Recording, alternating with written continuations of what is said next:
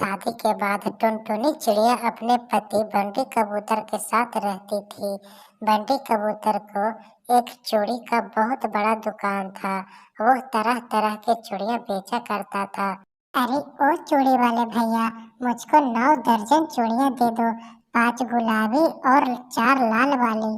अरे बहन जी, हर बार आप 1-2 दर्जन ही चूड़ियाँ खरीदते हो, फिर आज इतने सारे चूड़ियाँ क्यों? वो क्या है ना भैया जी कि आज मैं अपने मायके जा रही हूँ। वहाँ पर आपकी चूड़ियाँ सबको बहुत पसंद आती है, इसलिए मैं इतनी सारी चूड़ियाँ लेकर जा रही हूँ। हरियाली तोती बंटी को 1000 रुपये देकर चूड़ी लेकर वहाँ से चली जाती है। कहानी में आगे बढ़ने से पहले, जब हम बीमार होते हैं तो कोई दवा काम नहीं आती, तब माँ की दुआ काम आती है। तो उस माँ के लिए इस वीडियो को लाइक और इस चैनल को सब्सक्राइब कर दें। अरे वाह, आज सुबह सुबह 1000 रुपये की बिक्री हो गई। ऊपर वाले बस ऐसा ही मेरा दुकान चलता रहे और मैं अपने परिवार की जरूरत को पूरा करता रहूं। इस तरह से बंटी कबूतर खुश हो रहा था। थोड़ी दूरी पर 2 शराबी शराब पी रहे थे। कालू भाई, ये देखो, हमारे पास यहाँ शराब पीने के लिए 1 रुपया भी नहीं है और सुबह सुबह उस बंटी कबूतर को 1000 रुपये की बिक्री हो गई। गुल्लू दोस्त, वो एक ईमानदार कबूतर है और वो भी उसकी चूड़ियों की दुकान है और रुपयों की कोई कमी नहीं है। कालू दोस्त, अगर यह चूड़ियों का मालिक हमारा दोस्त बन जाए तो शराब पीने की सारी टेंशन ही खत्म हो जाएगी। बात तो एकदम सही कहा तुमने, पर ये चूड़ी वाला कबूतर तो शराब को छूता तक नहीं है, तो फिर कैसे ये हमारा दोस्त बन पाएगा?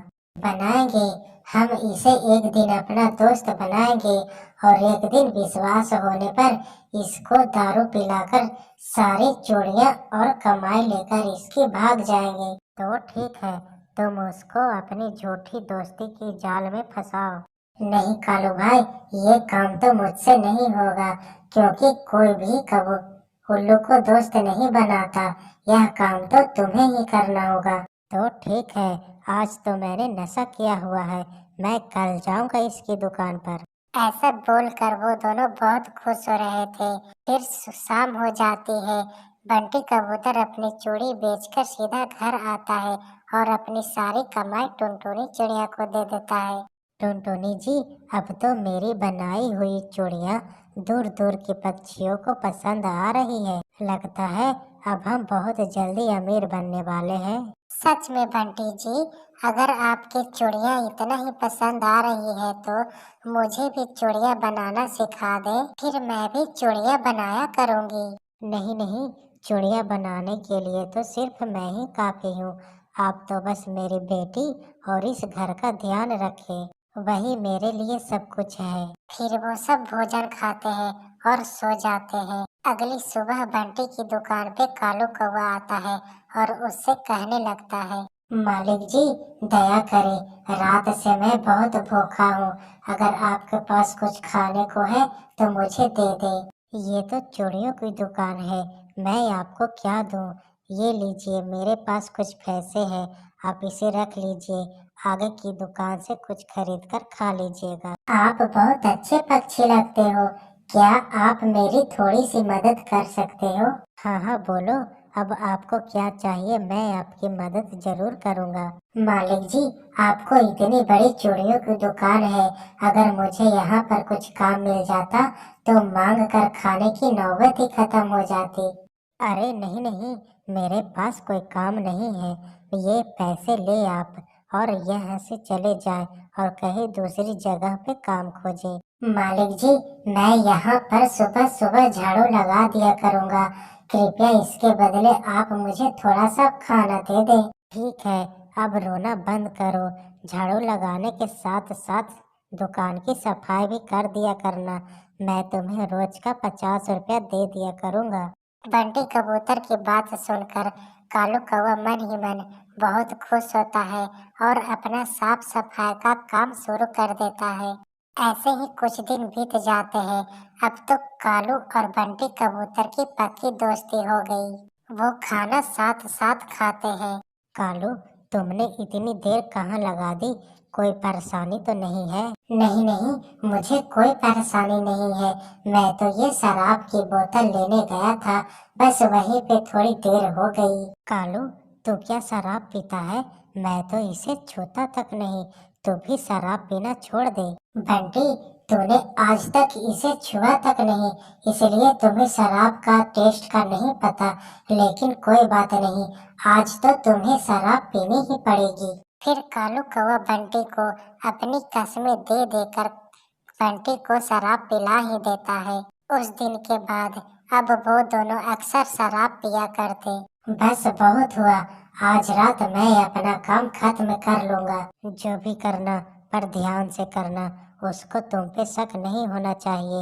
मैं रात को तुम्हारा इंतजार करूंगा। फिर कालू कौवा बंटी कबूतर की दुकान पे चला जाता है और उससे कहने लगता है, आज मेरा जन्मदिन है और इस जंगल में तुम्हारे सिवा मेरा अपना कोई नहीं है, तो क्या मैं तुम्हारे साथ अपना जन्मदिन मना सकता हूँ? अरे कालू, तुम्हें जन्मदिन की बहुत बहुत बधाइयाँ। और ये भी कोई पूछने की बात है?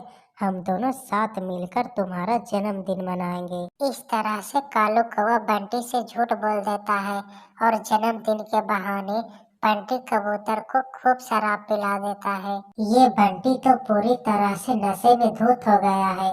अब मैं जल्दी जल्दी अपना काम करता हूँ। फिर कालू कौवा बंटी की दुकान से सारे पैसे ले लेता है और चूड़ियों को एक बोरे में बंद कर लेता है। वो दुकान से जाने ही वाला था कि बंटी कबूतर बोलता है, मुझे भी अपने साथ ले चलो। मेरी टुनटुनी और मेरी बेटी मेरा इंतजार कर रही होगी। इसे भी अपने साथ ही ले चलता हूँ, रास्ते में इसे कहीं पर छोड़ दूंगा। ऐसा सोचकर कालू बंटी को अपने साथ ले जाता है। वो थोड़ी दूरी पर बंटी को छोड़ देता है। आ गया मेरा घर, कोई मुझे मेरा घर दे दो। बेचारे बंटी कबूतर को तो कुछ भी नहीं पता था कि उसे किस दिशा में जाना है। वो तो यूं ही उड़ा जा रहा था, तभी सामने से एक वाहन से उसकी टक्कर हो जाती है और वो नीचे गिर जाता है। ना जाने कहाँ है ये, अभी तक घर नहीं लौटे। आज तक तो इन्होंने कभी देर नहीं की। ऐसा सोचते हुए टुनटुनी चिड़िया उड़ी जा रही थी। तभी रास्ते में बंटी कबूतर उसे बेहोश मिलता है। वो पास के अस्पताल में बंटी कबूतर को भर्ती करती है। देखिए टुनटुनी जी, इनका एक्सीडेंट बहुत भयानक हुआ है। इनका ऑपरेशन करना पड़ेगा, नहीं तो इनकी जान भी जा सकती है। कैसे भी करके आप मेरे बंटी जी को बचा लो। उनके सिवा मेरा इस दुनिया में कोई नहीं है। ठीक है, फिर 3 लाख रुपए जमा करा दो, तब तक हम ऑपरेशन की तैयारी करते हैं। फिर टुनटुनी चिड़िया घर पैसे लाने जाती है। ये क्या, ये तो सिर्फ 90,000 रुपये है। बाकी के पैसे मैं कहाँ से लाऊं? मैं एक काम करती हूँ, दुकान पे जाती हूँ, शायद वहाँ कुछ मिल जाए।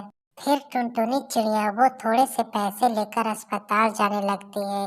फिर वो पैसों वाली बैग तेज हवा के कारण नीचे गिर जाती है और वह बैग एक नदी में जाकर गिर जाती है। हे भगवान, ये पैसे तो नदी में गिर गए। अब मैं कहाँ से लाऊंगी इतने सारे पैसे? अब मैं क्या करूँ? ऐसा बोलकर टुनटुनी चिड़िया वहां पर रोने लगती है। फिर थोड़ी देर बाद वह पैसा वाला पोटली और एक बोरा में बंधा हुआ कुछ सामान नदी के किनारे आ जाता है और उस तालाब से एक आवाज आती है, टुनटुनी चिड़िया, मैंने आपको पैसे वाली पोटली को कुछ नहीं होने दिया। आप कौन हो? कृपया करके मेरे सामने आओ। मैं तालाब बोल रहा हूँ। मैंने आपकी सारी बातें सुन ली, इसलिए मैंने आपकी मदद करने की निश्चय किया। तालाब जी, मेरी तो बस एक पोटली थी। यह बैग मेरा नहीं है। कृपया करके यह किसी और का होगा। चिड़िया, इस बैग को खोल कर देखो। फिर चिड़िया उस बैग को खोल कर देखती है तो उसके अंदर सिर्फ सोने की चूड़ियां भरी हुई थी। ये पोटली इस तालाब में किसी चोर ने डाल दी थी। अब मैं यह पोटली तुम्हें दे रही हूँ। तालाब जी, आपका बहुत बहुत धन्यवाद। अब मैं चलती हूँ, मेरे पति अस्पताल में है, मुझे ऑपरेशन की फीस भी जमा करनी है। टुनटुनी चिड़िया अपने पति की बनाई हुई चूड़ियों को पहचान लेती है, लेकिन वो जानती थी कि तालाब नहीं उसकी नॉर्मल चूड़ियों को सोने की चूड़ी में बदल दी है और अस्पताल जाकर अपने पति की जान बचाती है।